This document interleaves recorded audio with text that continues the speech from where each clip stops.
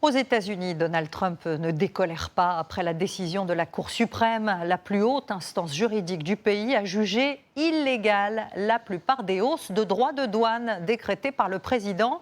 Les juges ont en fait été saisis par des entreprises américaines qui avaient été pénalisées et qui espèrent bien se faire rembourser. Anne-Laure Bance et Romain Monjanel. L'image avait fait le tour du monde. Donald Trump brandissant fièrement il y a un an son tableau des taxes douanières.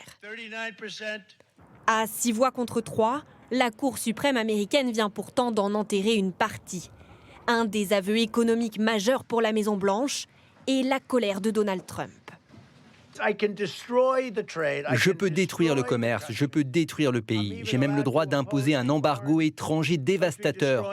Je peux imposer un embargo. Je peux faire tout ce que je veux, sauf exiger $1. Pierre angulaire de sa politique commerciale, ces taxes visaient à rendre moins attractifs les produits venus d'Asie ou d'Europe, mettant en grande difficulté les entreprises américaines, très dépendantes de fournisseurs étrangers. Comme ce fabricant de jouets qui importe son stock de pays asiatiques. En 2025, nous avons payé un peu plus de 10 millions de dollars de taxes. Pour chaque dollar gagné, on paie plus d'1 $ de taxes. J'attends du gouvernement qu'il me rende mon argent. Les secteurs de l'automobile, de l'aluminium et de l'acier ne sont pas concernés. Mais cette décision pourrait avoir d'importantes répercussions financières, obligeant le gouvernement à rembourser les droits de douane invalidés. Près de 170 milliards de dollars, soit la moitié de la somme déjà perçue. Malgré cela, les droits de douane vont continuer d'avoir un impact sur les consommateurs.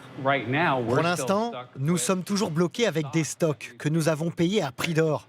Il faudra donc beaucoup de temps avant qu'une petite entreprise comme la nôtre ne recommence à profiter des avantages des droits de douane. La riposte n'a pas tardé. Donald Trump a déjà annoncé l'imposition d'un nouveau droit de douane mondial de 10%.